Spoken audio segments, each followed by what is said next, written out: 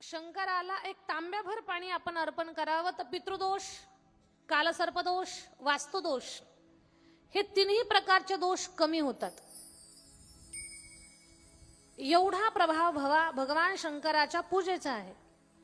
पण ही आपला पितृदोष कमी होण्यासाठी, कालसर्पदोष कमी होण्यासाठी, वास्तुदोष कमी होण्यासाठी रोज आपण भगवान शंकराला पाणी घालावं लागतंय, रोज.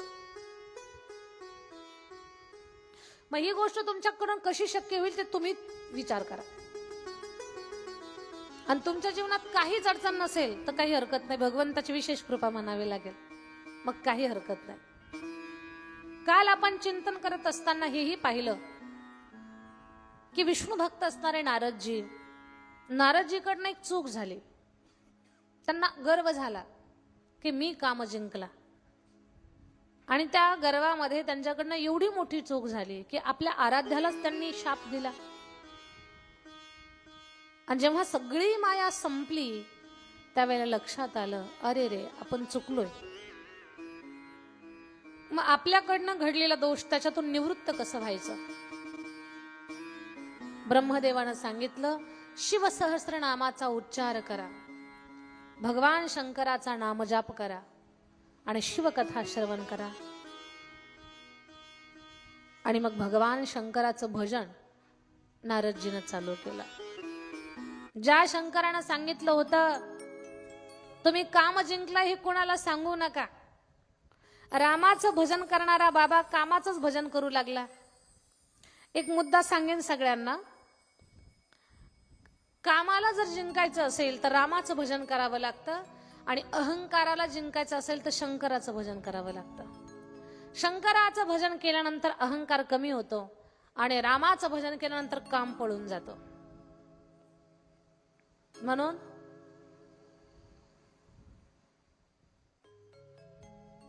नारदजीला एवढा पश्चाताप होतोय, अहंकार आणि काम या दोन्ही गोष्टीतून वाचवण्यासाठी ते भगवान भोलेनाथाचं भजन करतात. नम्र होता येतं, तर नम्रता या गुणाच्या बळावर माणूस स्वतःच्या जागेवर कायम राहतो. माझं बोलणं तुम्हाला पटावं म्हणून एक उदाहरण सांगते. समुद्राच्या पत्न्या, त्यांची नावं मी सांगते तुम्हाला. समुद्राच्या पत्न्या आहेत, त्यांची नावं गंगा, यमुना, सरस्वती, नर्मदा, सिंधू, कावेरी, या सगळ्या नद्या समुद्राच्या पत्न्या आहेत. त्या आपल्या पतीला भेटायला जातात. बरं, जाताना काही रिकाम्या हातानं जात नाही, काही ना काही भेटवस्तू घेऊन जातात. माहेरावरनं निघाल्या म्हणजे त्यांचा जन्म जेथे झाला, उगम जेथे झाला, तिथून निघाल्या पतीला भेटायला की काही ना काही वस्तू घेऊन जातात.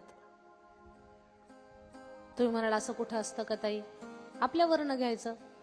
तुम्ही नाही का माहेरवरनं सासरला जाताना मालकाला एखादं घड्याळ, एखादा टी शर्ट, पायातला जोडा, मोबाईल फोन घेऊन येता की नाही? आणि काय सांगता, आमच्या बाबानं घेतलं बरं तुम्हाला, माझ्या दादानं घेतलं, माझ्या दादानं ही टोपी घेतली तुम्हाला, हा मोबाईल घेतला, हा जोडा घेतला, हा टी शर्ट घेतला, हे घड्याळ घेतलं. यांना माहित नसतं यांच्याच खिशातले पैसे असतात म्हणून. ते म्हणजे यांच्याच खिशातल्या पैशापासून असतं ते, पण नाव माहेरचं असतं. खरं सांगते माझ्या दादा बाबा काकांना तुम्हाला, आमचं महिला मंडळ एवढं या सासरचं खातात आणि माहेरला गातात. त्यांना जात्यावर बसवा फक्त दळण दळायला, कधी सासरला भजन म्हणणार नाहीत, पण माहेरचं कौतुक केल्याशिवाय राहणार नाहीत.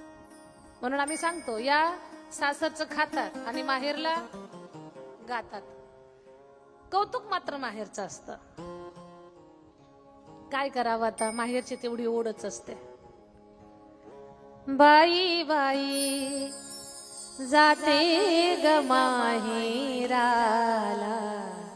बाई बाई जाते ग माहेराला.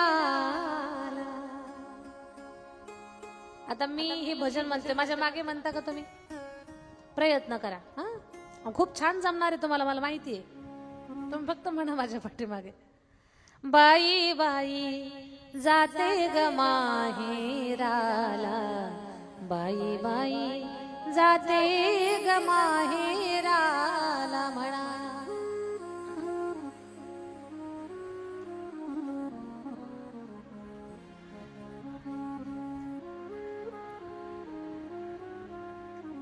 किती छान म्हणतात. कॅमेरा फिरवा आणि त्यांच्यावर तुम्ही.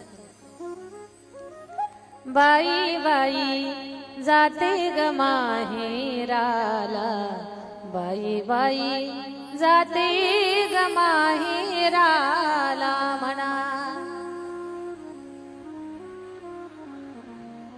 वा वा वा वा.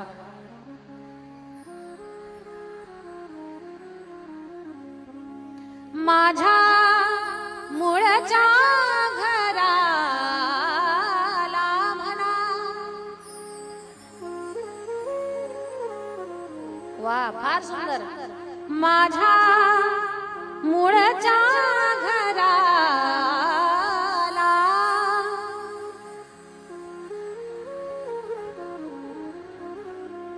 जाते ग माहेराला, बाई बाई जाते ग माहेराला म्हणा.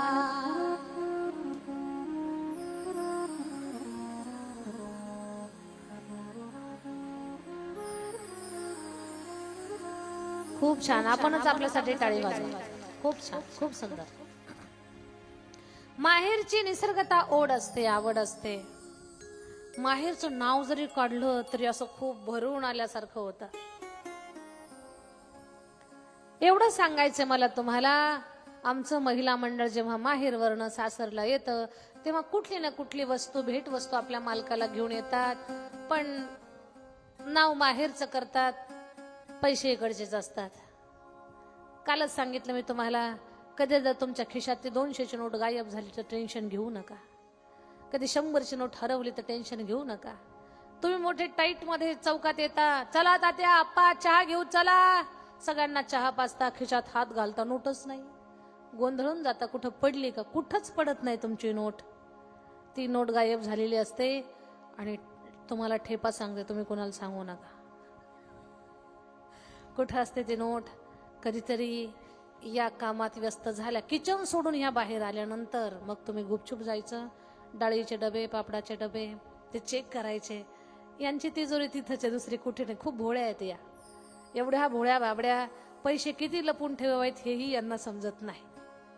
बरं, खूप अडचण आली का ह्याच मोठ्या मनानं तुम्हाला काढून पण देतात त्या पैसे. घेऊन टाका तुम्हाला. तुम्ही म्हणतात पप्याची माय तू कुठं कामाला जात नाही, कुठं जात नाही, पैसे आलीच कुठून तुझ्याकडं? फक्त हा प्रश्न कधी विचारू नका.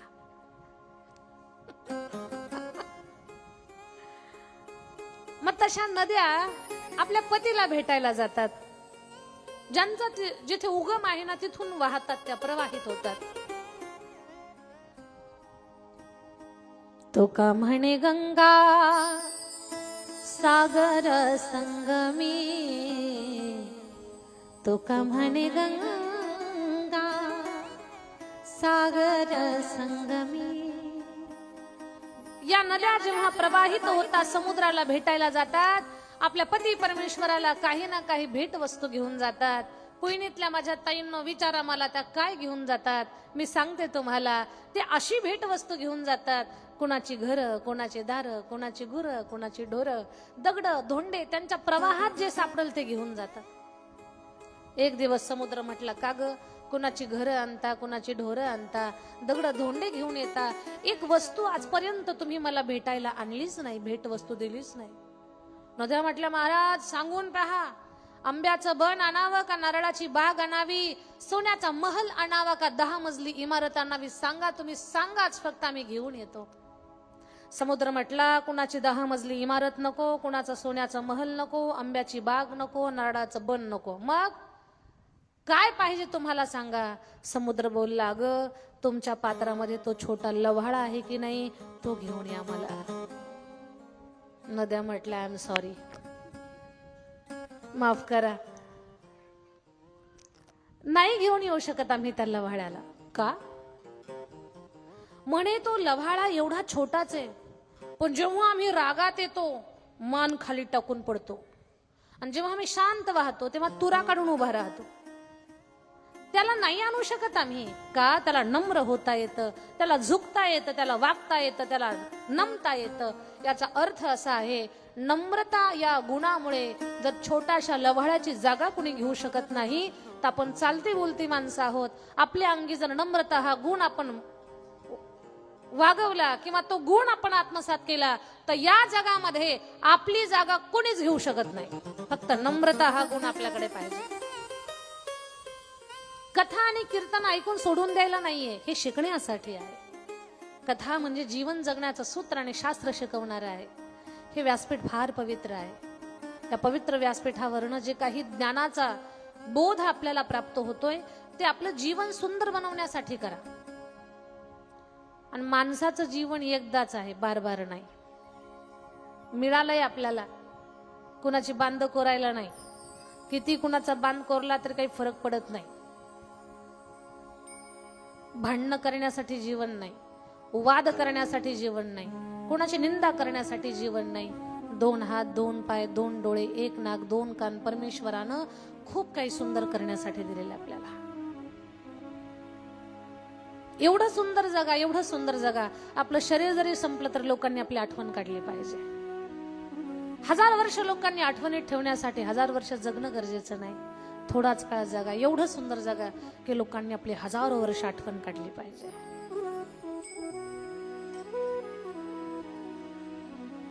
पाव्यातला सूर जैसा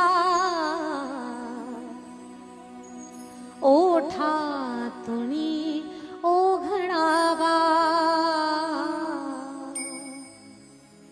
आनंद या जीवनाचा सुगंधा परी दरवळावा, आनंद या जीवनाचा सुगंधा परी दरवळावा. झिजुणीच्या सदा चंदनाने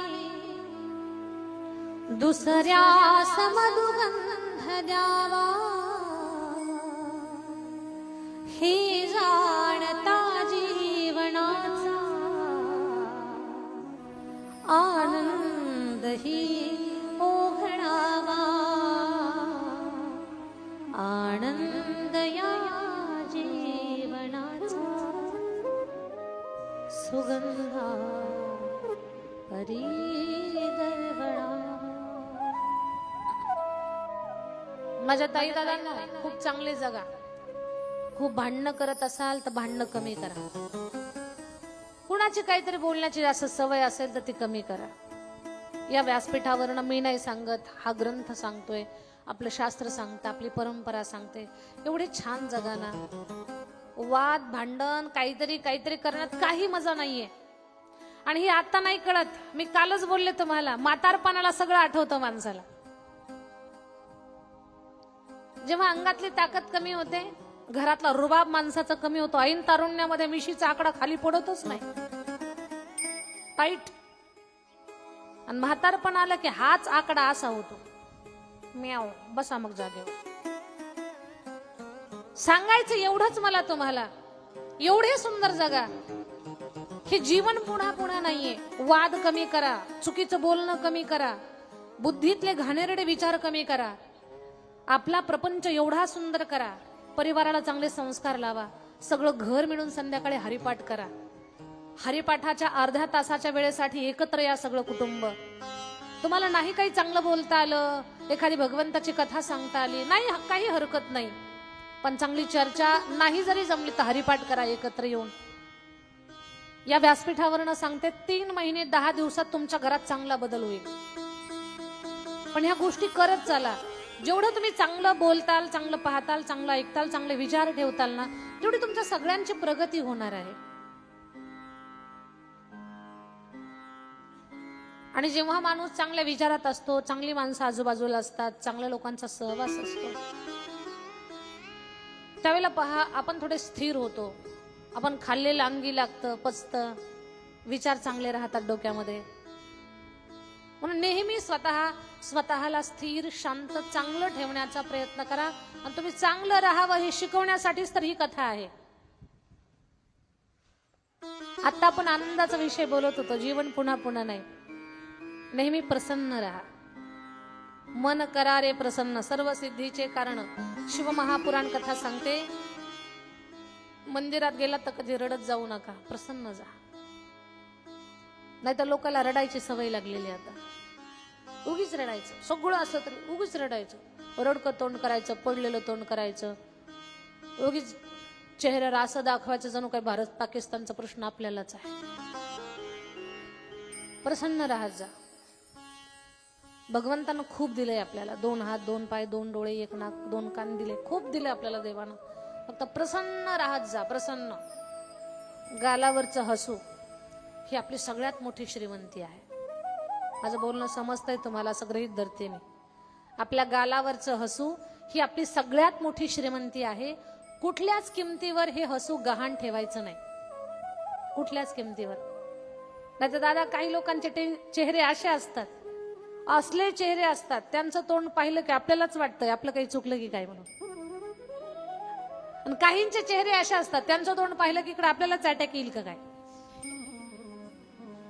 चेहरा प्रसन्न ठेवा. आप्पा, भाऊ, नाना, तात्या, आबाजीचा खिशात रुपया नसू द्या, चौकात गेल्यावर म्हणा, तात्या चला चहा प्यायला, आप्पा चला चहा घेऊ. सगळ्यांना आनंदानं चहा पाजा. आणि जेव्हा तुम्ही खिशात हात घालताल ना, तेव्हा कोणीतरी म्हणाल, एवढ्या वेळेस राहू द्या, आम्ही बिल देतो, पुढच्या वेळेला तुम्ही द्या. काम झालं ना तुमचं. पण हे कळत नाही आपल्याला. उठलं की तोंड फुगलेलं, तोंड सुकलेलं. आपल्या तोंडाला पाहणारे वाटतात यांचं काही दुखतंय का, असं का झालं असेल, आपलं काही चुकलंय का. आणि खास करून माता वर्ग, आपल्या घराची प्रगती तुमच्या चेहऱ्यावर डिपेंड आहे. काम कमी करा पण तोंड चांगलं ठेवा. तुम्ही जर फुगलेले असताल ना, तर ही बिचारी टेन्शन मध्ये येतात. यांना वाटतंय आपण काही चूक नाही केली, आपली काहीच चूक झालेली नाही, आपण कुठेही चुकलो नाही, विचारल्याशिवाय घराच्या बाहेर पडलो नाही. पण तुमचा चेहरा असा फुगलेला असला का, हे बिचारांना भाकर जात नाही, टेन्शन मध्ये येतात, अन्न गोड लागत नाही, दिवसभर विचारात असतात, का रुसली असेल, का फुगली असेल. यांना माहित नसतं हे बाहेर गेल्यावर तुम्ही शेवायचा भात तूप खाता म्हणून, हे यांना माहित नसतं. पण ते बिचारे दिवसभर विचारात राहतात. म्हणून घरातली आई असेल, मुलगी असेल, बहीण असेल, पत्नी असेल, भाऊजाई असेल, कोणी असू द्या, पात्र स्त्री जातीचं कोणती भूमिका असू द्या तुमची, घरातल्या स्त्री वर्गानं, माता वर्गानं सदा प्रसन्न राहायचं. ज्या बाईचा चेहरा सदा प्रसन्न असतो, हसतमुख असतो, ती बाई त्या घरची साक्षात लक्ष्मी असते. मग आपण लक्ष्मी आहोत का नाही, हे आपणच आपलं तोंड आरशात पाहून तुमचं तुम्ही ठरवा. लोकांनी परीक्षा करायची गरज नाही.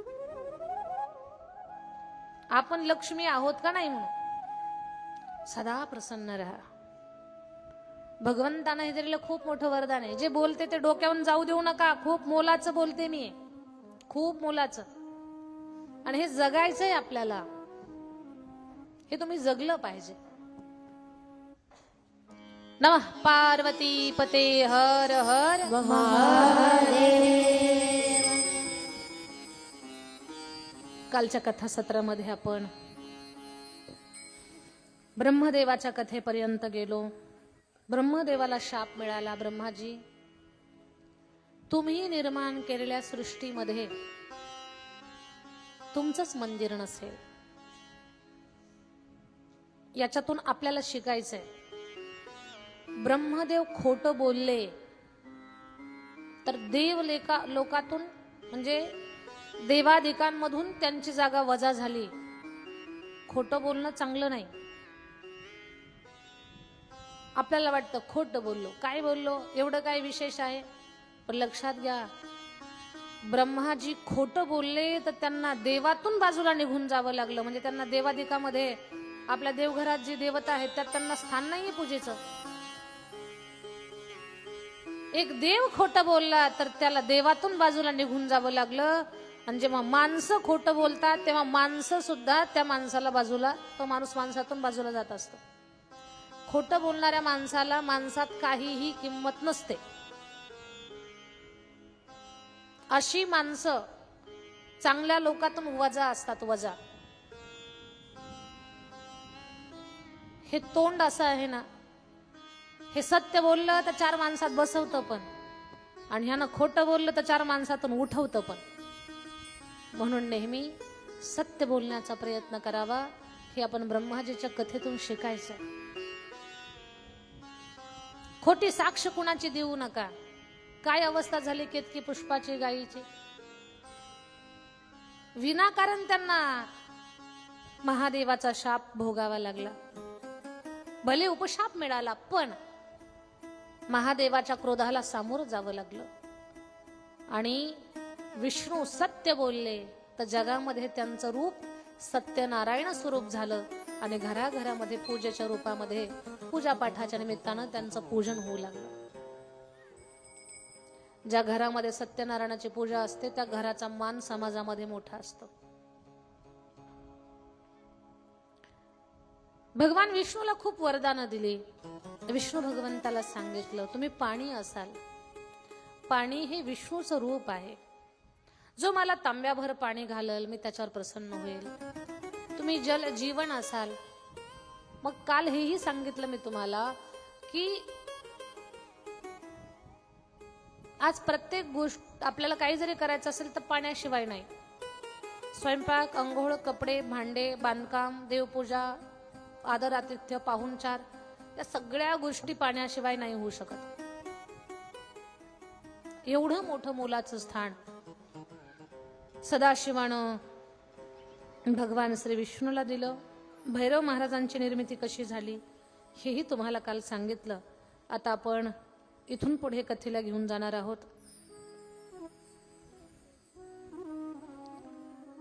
श्री विष्णूला जेव्हा सदाशिवानं खूप वरदानं दिली आणि वरदान दिल्यानंतर ब्रह्मदेव म्हणतात, देवा तुम्ही श्री विष्णूचं पाणी स्वीकारलं पूजेमध्ये. तुमच्या पूजेमध्ये आम्हालाही कुठेतरी सेवा करण्याची संधी द्या. सदाशिव बोलले, ठीक आहे, काय करणार तुम्ही माझी सेवा? ब्रह्मदेवानं 2 वनस्पती निर्माण केल्या, 2 झाडं, एक लाल चंदन आणि एक पांढरं चंदन. भोलेनाथ हे चंदन स्वीकारा.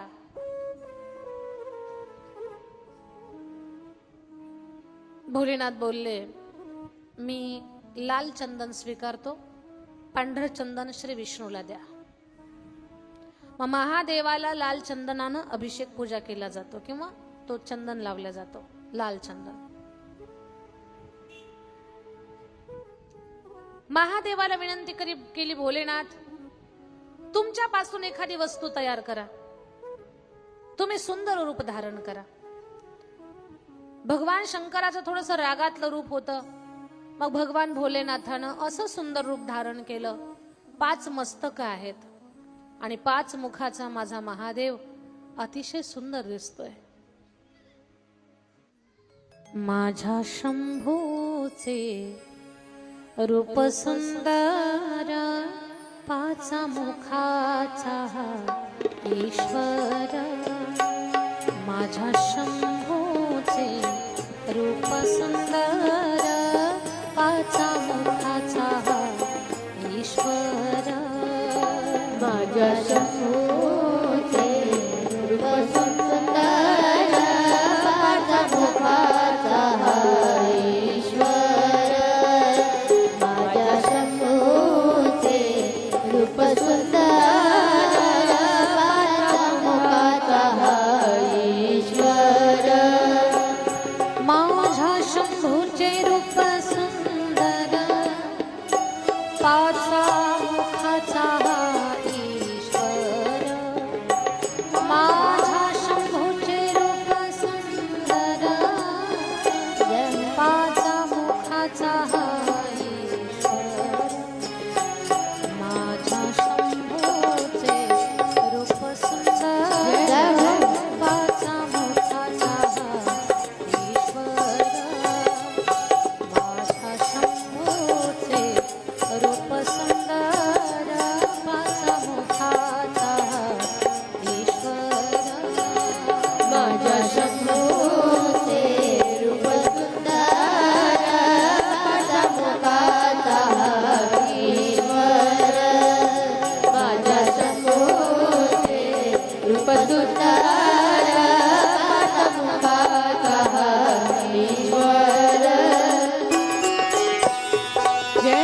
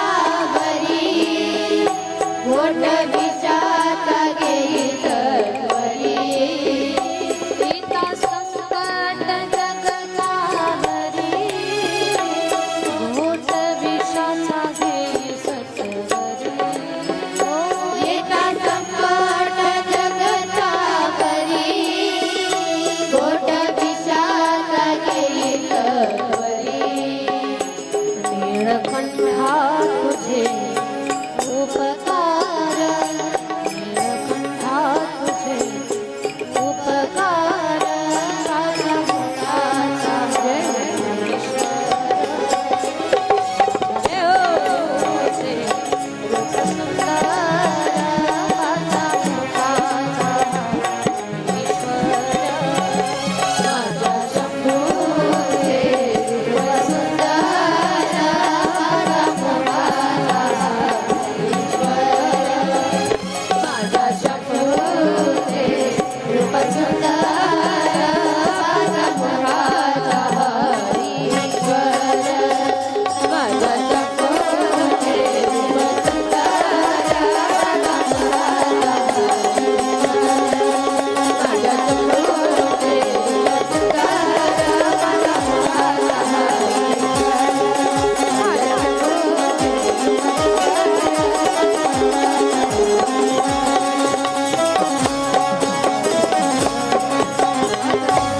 नमः पार्वती पते हर हर महादेव।